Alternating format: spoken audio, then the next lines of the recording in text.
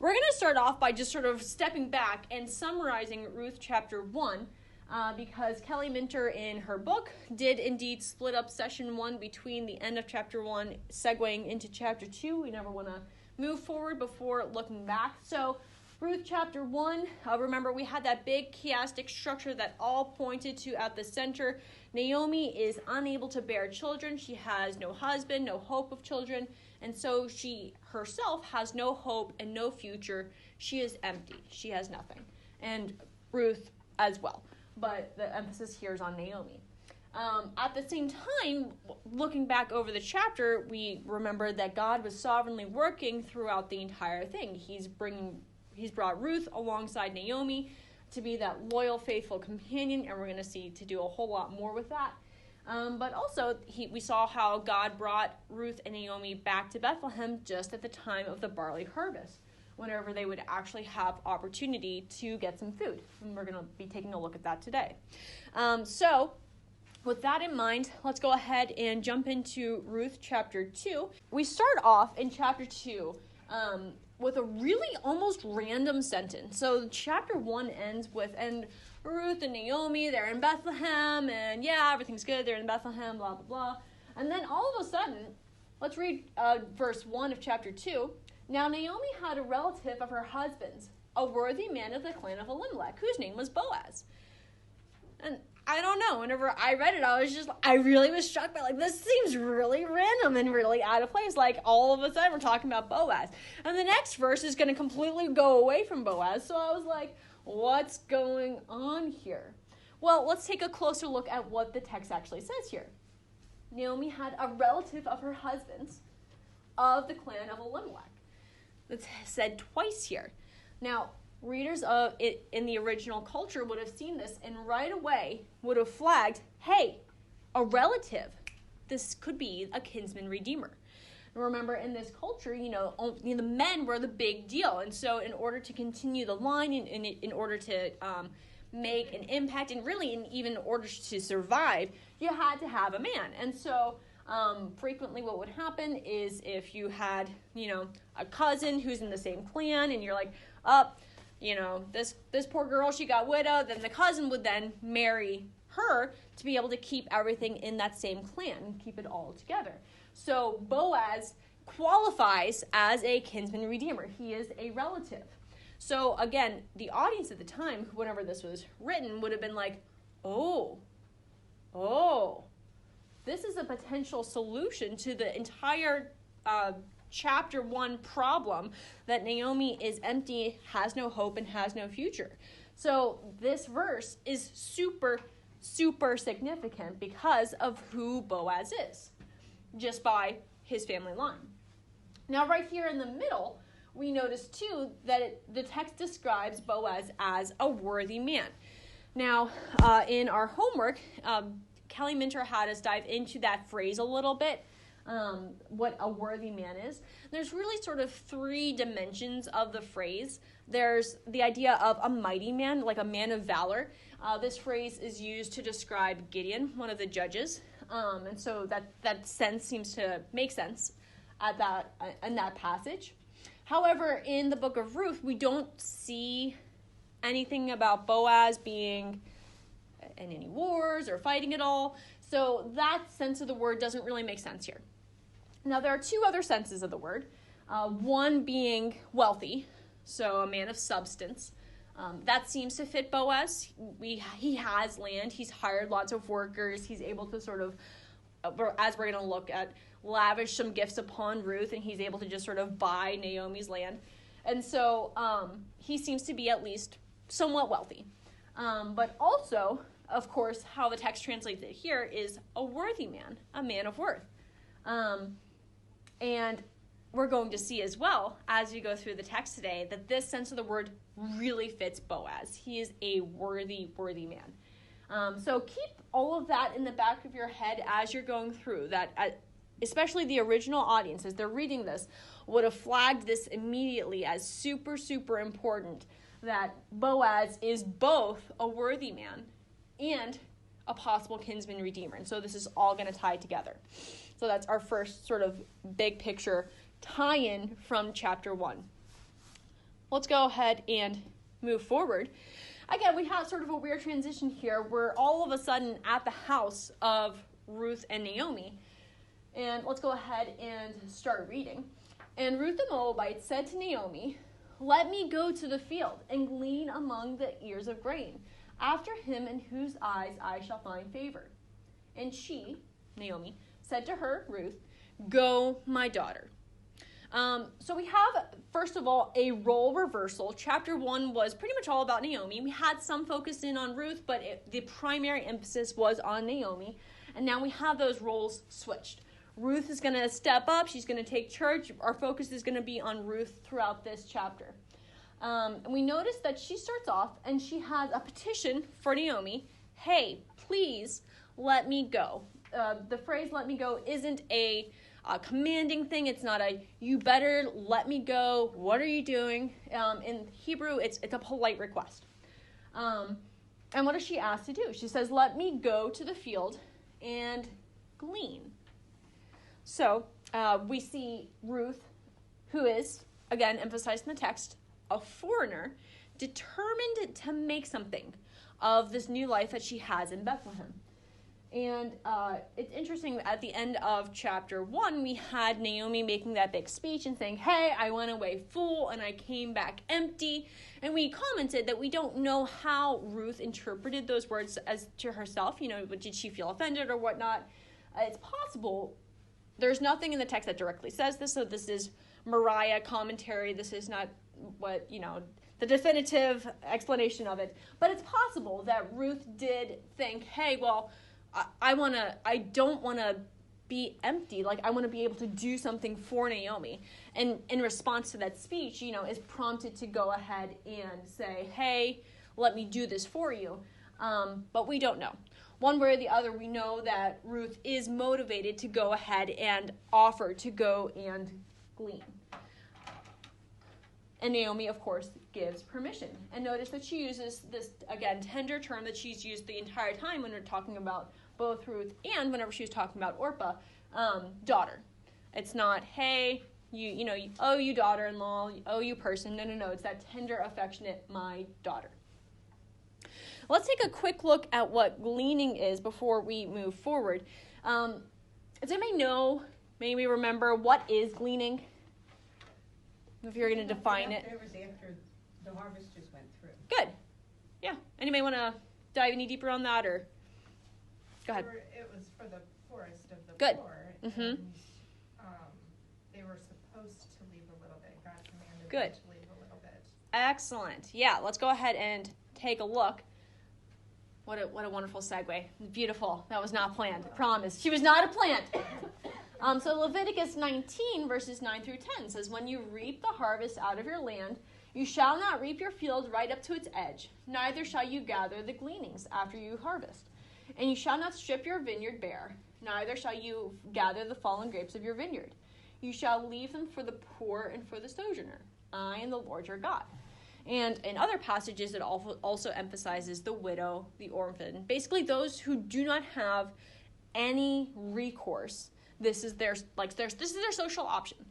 This is before Medicaid, before Medicare, before the government would have anything set up. The Lord put into place these sort of social safety nets for those who, again, didn't have any other options. But they still had to go work for it. Yes, that is an accurate statement, which we shall not bring into the modern day context at all, but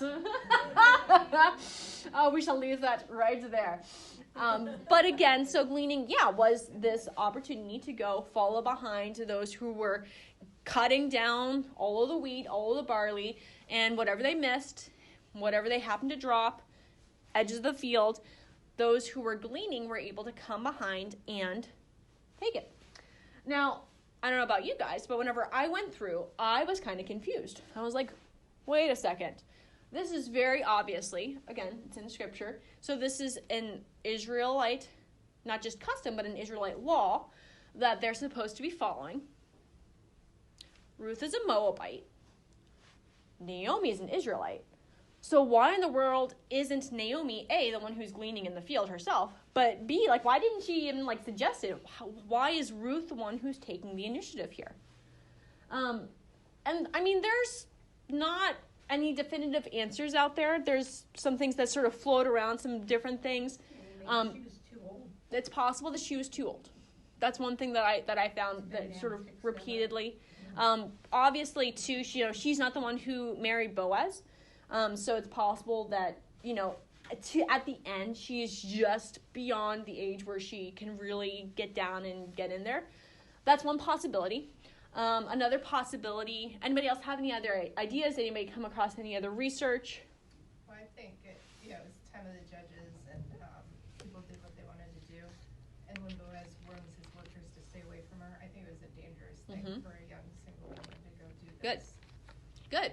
So that might be either a reason for herself, self-preservation, or it could be she didn't want to suggest it to Ruth because she didn't want to ask her to put herself in danger. Good. Anybody else?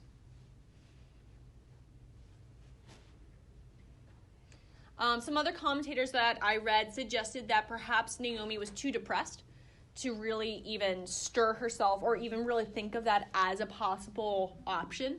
I don't know about you guys, but definitely have been in the depths myself. And whenever you're down there, it's hard to really even see what you have to do, let alone get out of bed to do it. So it is possible that Naomi was just sort of down and out. We do know that she returned to Bethlehem, so she was able to stir herself to do that. So I'm not really that. None of these answers really truly satisfied me.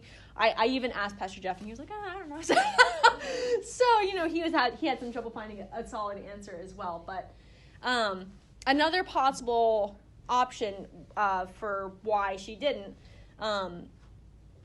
was that perhaps she was embarrassed. That she had come back home and she had sort of owned, like, hey, the Lord's rejected me. He's brought this upon me. But to continue to sort of maintain that, like, she was an Israelite, she did come from somewhat of a family. Like, people knew her whenever she came back. So for her to really get down into the dirt and glean and show herself to be that desperate could have been too much for her. Again, none of these answers really, really satisfy me. Go ahead. It's kind of stupid because otherwise you're going to die. Yeah. So get off your butt. That's true. Maybe she just wanted Boaz to see Ruth. Maybe she was just thinking, she's beautiful. If I put her out there, maybe she'll find a hubby. Maybe. Who knows? I don't think so, but it's possible. It's possible. Cindy. Maybe she also, she just, she left with money. They were good fun. It wasn't something she was accustomed that way to doing. And I would think even with me, and as you get older, it's difficult to change your way of living and the things you do. And like you said too, she came back and now I'm going to crawl around in the dirt. Right. Right. Yeah. And along those lines too, if you're used to having money, it's hard to even conceive of an option to, like, this is for the lowest. Right. Like, she's like, am I really there? Yeah. Am I there? Yep. And Yes. It's the poor and the sojourner. The sojourner wouldn't be an Israelite. That would be something. So it's not even for the native. Well, I mean, I know it's both, but yeah, and other passages it specifically mentions the orphan and widows as well. So, okay. yeah. Okay. But that's a good observation from this passage. Yep. I kind of see it as possibly a little bit of it all, Mm-hmm. right? Yeah. If one answer doesn't satisfy, just take the whole thing. We're just going to scoop them all at the table and just like poker. I get to take them all. I'm all in. Good. So, again, that's something that as I was going through, I spent a lot of time actually studying this question because I was really curious and I didn't come to a really conclusive. I'm really satisfied with this answer. If you guys find anything else whenever you're studying, send your answers my way. Send your research my way. I would like to know. But let's continue forward. Ruth either discovered this practice while she was, talking with other women in Israel. Maybe she learned about it from Naomi. Maybe there was something similar that was up in Moab. Either way, Ruth knew about it. And so she, again, is like, hey, let me go into a field. And then we're going to read again. After him in whose sight I shall find favor. And this idea of finding favor is really interesting. It's used often in court of a king, where you're saying, hey, be gracious to me. May it please the king. May his goodwill extend to me. Of course, in this particular instance, it's not in the court of the king, so it's not a direct one-to-one here. But that's the sort of idea behind the phrase. And Ruth is probably just sort of thinking, hey, the law is there, but the law doesn't necessarily transform people's hearts. It doesn't, just because the Mosaic law says, go and let people glean in the fields, doesn't mean that every person was like, you know what, I'm actually just going to be super stingy and I don't want them to glean in my fields. I want all the harvesting for myself. People also could have been prejudiced against the sojourners, foreigners in the land. They're like, she's a Moabite. We're supposed to, but we don't really like the Moabites, so we're just going to sort of not let her in. Maybe somebody from like Egypt, but Moab, So she wants to find favor. As we mentioned, this is the time of the judges, so this is potentially dangerous. So she's probably hoping, too, to be able to do this in a safe fashion. She's like, I just want to get some barley. That's all I want is to get some barley. So that's what she's hoping for, probably. Again, we're sort of extrapolating from the text a little bit. But what we're going to find, of course, and what we found out as we go through, is that the Lord is going to give her so much more favor through Boaz and beyond. So finding favor is going to come up again. It's going to be very exciting. We're actually going to be looking more into that phrase next week whenever we see Ruth interacting back with Boaz. But not yet, because it was split up into multiple sections. It's fine. So we're going to transition now from Naomi and Ruth's house into the field. And we're going to spend the rest of our time tonight in the field. Speaking of the field, I don't know about you guys, but whenever I'm reading through, and I'm like, the field. What's up with the field? Because whenever I drive around, and I drive past and through Lancaster County, I see fields, but I don't see the field. So I was really confused by this language. It's very specifically the field. And then Boaz's portion of the field over and over and over again. So I did some research. And I discovered that, culture makes a difference. History. So back in this day, they would, of course, have your city, and there would be city walls. And then outside the city walls, there may be some random houses here or there, but then there would be the field that would surround the city. And in the field, the big field outside, the walls, it would be split up into different sections, and they would they would throw some rocks down, or they would have a rod or something, and they would split it up. Today, and when the Israelites were traveling, they were put in their clan, and maybe that's still that way. Like this clan has this part of. Yeah, I mean, today it's a little bit different because it's not the Jewish nation, it's the state of Israel, and so they don't follow the Bible. But that would be a lovely thought, but it doesn't, unfortunately. They don't still have this in practice. But yeah, definitely. And then at this time, the different tribes would have their different cities, and they would all have their different sections. Absolutely. And so in this area, they have the giant field, and Boaz has his little portion, and there was a portion that belonged to Elimelech, and a portion that belonged to Gad, and a portion that belonged to Dan, and I don't know. Not those guys, because they were of different tribes, but you get the idea. So that was something that I learned. It was a fun fact. I was like, oh, this makes more sense now. Now I can picture a little bit better. So they're in the field. Ruth set out and went and gleaned in the field after the reapers. Let's go ahead and continue forward because I've got so much to cover. It's so exciting. So, let's read the whole verse. So, she, being Ruth, set out and went and gleaned in the field after the reapers. And she happened to come to the part of the field belonging to Boaz, who was of the clan of Elimelech. Now, Kelly Minter did a great job throughout this week's study, drawing our attention to the phrase "happen to come." She interprets it correctly, basically, her chanced upon. It's about as accidental of phrasing as you can phrase it in Hebrew. It's like, she really just lucked out. Now, as Kelly Minter talks about, the author of Ruth has very clearly been highlighting God's sovereignty throughout this entire process. So for him to use the phrase, her chance chanced upon, at this point, is not really, oh, just sort of accident. Oh, she just stumbled upon it.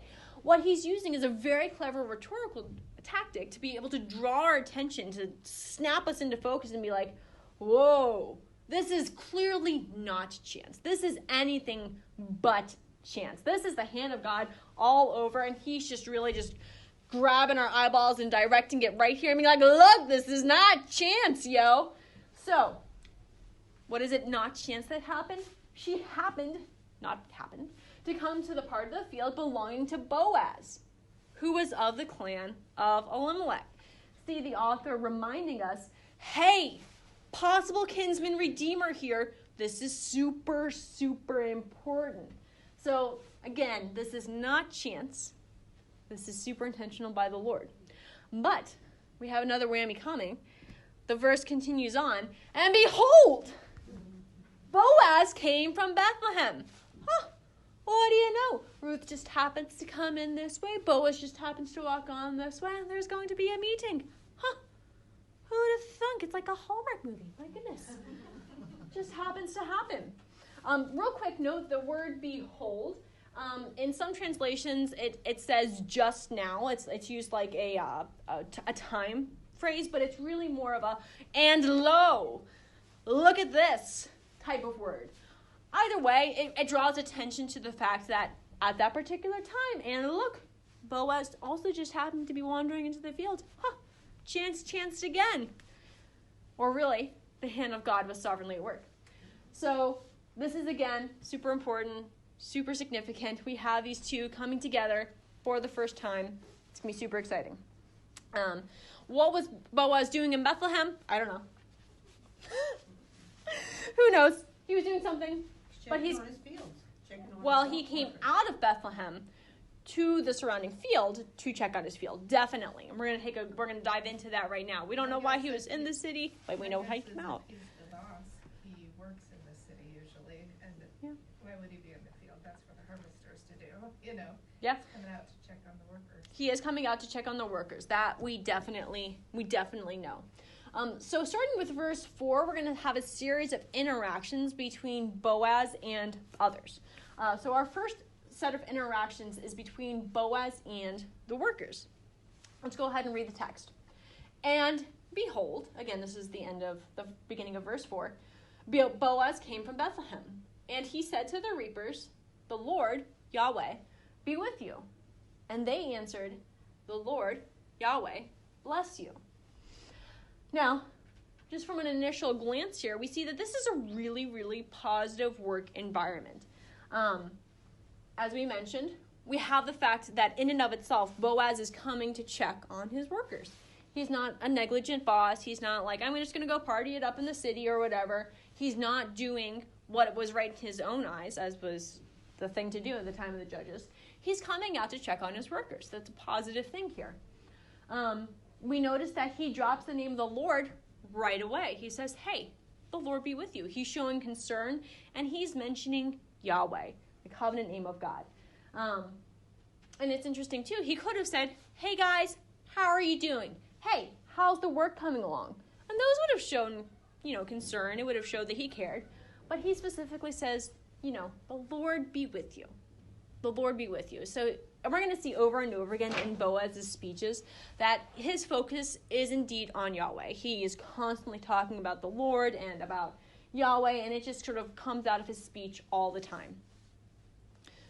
Also, notice that the workers answer, the Lord bless you. Now, I don't know if you've ever had an interaction with a boss where they're like, hey, I hope you're having a great day. And you know that they don't care anything about you, and you're just like, thanks. Please leave me alone. Please go away. Please, just let me do my work in peace. I've been mostly blessed with really great bosses, so I've never had exactly that experience. But I've heard of some experiences. Generally, if you have a positive work relationship, you want to be able to extend that blessing back. And that's exactly what happens here. The workers extend blessing back to Boaz. So we can see right from this little interaction here a little bit of the character behind the name Boaz. By the way, the name Boaz, I forgot to mention, it's hard to determine what the name Boaz means. There's a lot of debate. Enough debate, and all the definitions are so wildly different that I'm not even going to dive into it because there's just too much unknown. There's too much mystery. We don't know what it means. But his character shows what his name could mean throughout the text. So the phrase before a worthy man, he's already showing himself to be a worthy man in these verses here. One more note, and we're going to take a look into the next section to be able to see. We see that Boaz is aware of who his workers are because he notices Ruth. He knows who she is, or at least who she isn't. He knows that she's not one of his workers. So he's got an eye on his workers. Again, this is all showing that Boaz he's a good guy. He's a good guy. So let's go ahead and move into our next interaction here with the servant, who's the foreman, the guy who's sort of in charge of all the people who are reaping, the big guy in charge. Let's read through real quick. Then Boaz said to his young man, who's in charge of the reapers, "Whose young woman is this?" And the servant, who was in charge of the reapers, answered, "She is the young Moabite woman who came back with Naomi from the country of Moab. She said, 'Please, let me glean and gather among the sheaves after the reapers.'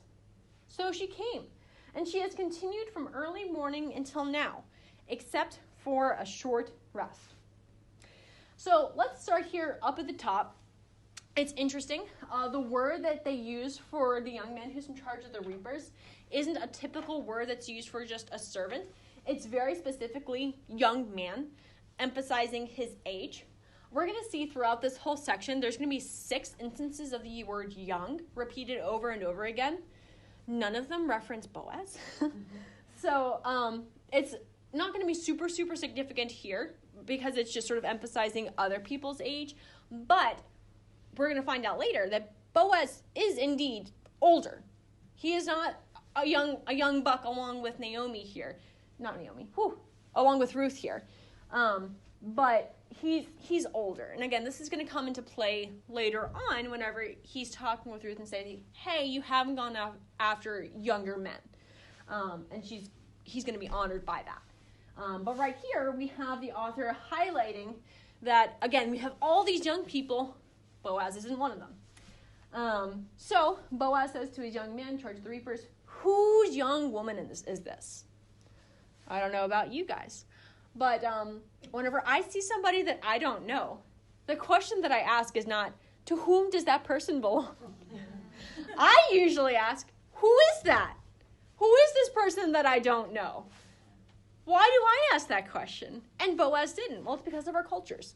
In our culture, it's a Western American culture. We're all very individualistic. I can exist perfectly well in my own right and in my own identity, separate from family, separate from church, separate from community group, siblings, all that jazz. I'm me, and that's our culture. In this culture, it's not how it worked. We talked about it before. It was a very family-oriented culture, very clan-oriented culture. So Boaz is asking, hey, who is she married to? Who's she the daughter of? Who's her father? There you go. I'm like, how do I phrase this question? Or, if she's a servant of somebody, to whom does she belong? And that's sort of the general gist of the question. Basically, what man is she connected to? And us today, of course, again, in our very feminist world, we take offense. We're like, excuse me, Ruth is great of her own accord. And of course, yes. But again, in this culture, the men were the ones who were important. It was a patriarchal world. And so Boaz is asking the question, hey, is she completely disconnected from anybody, or who's she connected to? So, go down, look at the servant's response here. The servant who is in charge of the reapers answered. He's done his research. He knows who she is. She's the young Moabite woman who came back with Naomi from the country of Moab. Stop there. He starts off with a real factual description about basically who is Ruth. He mentions twice that she's Moabite woman from the country of Moab. So he's really accentuating that she's foreign. She's not from here. It's interesting. The phrase came back. If you guys remember chapter 1, the phrase return, that happened over and over and over again. This is the same word. So again, we have that interesting identification with Naomi, that even though Naomi was the only one who truly returned to Bethlehem, that it's again being used of Ruth, that she returned with Naomi. And it's just a fairly interesting, that level of identification, that there's such a close link between the two, that it's just used even of Ruth here, even though she's never been to Bethlehem, so for her it's not truly a return. But again, that's the word that's used. And again, we see the word young. Ruth is young. She is the young Moabite. She's not old. She's young. She's ready to go. So that's the factual description. But then he goes a little bit further. And he says, Ruth said, please let me glean and gather among the sheaves after the reapers. So she came, and she has continued from early morning until now, except for a short rest. Now, this is really interesting. So clearly the foreman felt like he had to sort of give some sort of explanation for why is this crazy woman in your field? Sorry, I just let her. I didn't see her. I don't know. No, he knows who she is. He did let her in. And he mentions, hey, she came and she was polite and she asked to work. And so he said, okay. And he points out that Ruth has worked hard. Now, I found this really interesting because, I don't know, I guess I thought, hey, in this culture, the Moabites, they weren't really liked. And so I imagined that a foreman who was like, look at that Moabite, may not present her in a positive light to his boss, even if he agreed to let her work in the field. Now, of course, on the one hand, it's possible that he was just sort of afraid that his boss was going to rip his head off for letting a Moabite work in the field. And so he's like, look, she's been a hard worker, okay? She's been great. She's been doing really good. Please don't get mad at me. But I think it's more likely that, first of all, Boaz, who has clearly been a very kind, gracious, law-abiding man, or rather a law-fearing man. It's not just that he was, okay, I'm going to stay within the law. He's really honoring the law. I'm sure that bled down into his servants. Also, I think that Ruth was really genuinely impressive. The phrasing in here in Hebrew is really confusing, and a lot of people have trouble interpreting it. We're not going to dive into it too much, but as far as what I can tell, what we have is the best translation of the passage. So that's something that you can definitely dive into more if you're like, oh, I love diving into the Hebrew, and it's so much fun. That's definitely a phrase to dive more deeply into if that interests you. But essentially, the basics of it is she's worked real hard, and she's only taken a short rest. She's been diligent. She's been a hard worker. And that impressed the foreman. And that's pretty impressive that she was able to work that hard to be able to impress a Hebrew foreman who would have had a prejudice in his heart, probably, against a Moabite. And again, that's me reading in a little bit, so don't take that to heart and post it above your bed. Mariah said, please don't do that. Those are just some insights that I was thinking about. And of course, as somebody pointed out this morning, God's hand is evident through this all. So God's hand is working through the foreman, and he has his own free will, but he is working to show favor to Ruth through this foreman. So that's our second interaction. Any questions? Which is code. Not a question, just a statement. Speak. Right before this, it goes to show the relationship that they have between the children as well. So I think that's the thing too. I don't think he looks at him as a servant, but as a friend, and so they can have that communication. Yeah, good. And he's in the position he's in because he can see that kind of stuff. Yeah, good. We can assume that Boaz wouldn't have trusted this position to just anybody. And, Boaz just goes and says, hey, whose young woman is this? Tell me what's going on. It's not an accusation. It's just, hey, tell me about this woman. Who is she? Who is she? I bet she was really pretty and he noticed her. It's possible. And the young man noticed her, and that's why he knew she only took a short break. Maybe she felt like she didn't have any time to spare. She had to work as hard as she could to get all of the grain in. We're good. We can make it. Okay. So, last interaction. We're only going to be in the first part of Boaz interacting with Ruth for our time today, which is good because otherwise we would have no discussion. And I would go like an hour and a half over time. So we're only going to be working through verses 8 and 9, looking at our third interaction here, part 1. I'm going to go ahead, read through, and then we're going to dive in. Then Boaz said to Ruth, "Now listen, my daughter. Do not go and glean in another field or leave this one, but keep close to my young woman. Let your eyes be on the field that they are reaping, and go after them. Have I not charged the young men not to touch you? And when you are thirsty, go to the vessels and drink what the young men have drawn." So clearly some time period has elapsed between whenever Boaz talks to his servant and whenever Boaz talks to Ruth. Because right here he says, "Have I not charged the young men not to touch you?"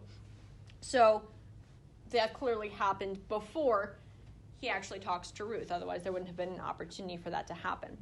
But let's start up at the top here.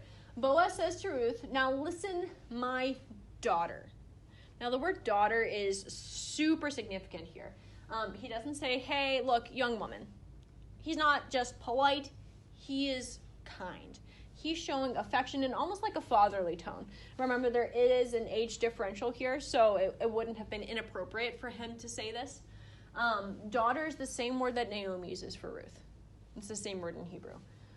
So right now, like Ruth, having, Boaz sort of come over, could have felt pretty intimidated, kind of terrified, like, oh my gosh, I'm screwed. Like, he's going to kick me out. He's going to go and tell everybody else, "Hey, there's this Moabite tramp running around. Don't let her glean in your field."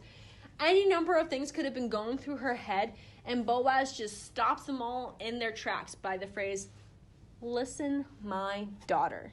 He's breaking down all the barriers right away and saying, you don't have to be afraid. You're going to be safe. I'm going to provide safety for you. And he's going to prove it as we continue down through. Look at what he tells her to do. Do not go and glean in another field or leave this one. It would have been frequent practice for people who are gleaning to sort of migrate from field to field, sort of trying their luck at different areas. And Boaz is telling her, "Hey, you don't need to do that. Just stay here. As long as you need stuff, as long as there's grain to harvest, stay here."